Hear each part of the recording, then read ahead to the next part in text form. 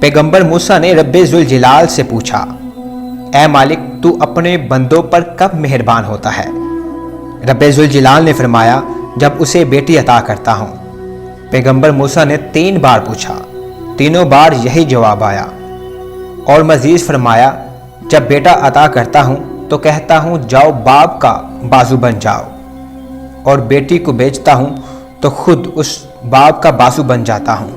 जी नाज़रीन, इस कदर बेटियाँ बाप के लिए मेहरबान होती हैं, इस कदर के ज़मीनों अर्श के मालिक को भी अपने बाप का सहारा बना देती हैं। लेकिन जब साने मियाँ वाली का तज़किरा हो तो हमारे सर शर्म से झुक जाते हैं। गोया ऐसे महसूस होता है जैसे कि हम आज भी ज़माने जहालियत में ज़िंदगी बसर कर रहे हैं। जी नाज़रीन, मैं बात कर रहा हूँ मियाँ वाली के दरिंदा सिफ्त इंसान की, जिसने बेटा पैदा ना होने पर अपनी 7 रोज़ की बेटी को 5 गोलियां मारकर कत्ल कर दिया।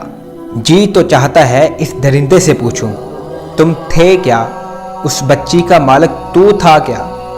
उसकी तख्लीक, उसके जन्म में तुम्हारा क्या किरदार था? बदबख्त बदनसीब शख्स के अंजाम को सोचकर रूह कांप जाती है। वो क्या किसी ने खूब कहा है, बेटियां सबके मुकद्दर में कहाँ होती हैं, घर खुदा को जो पसंद आए वहाँ होती हैं।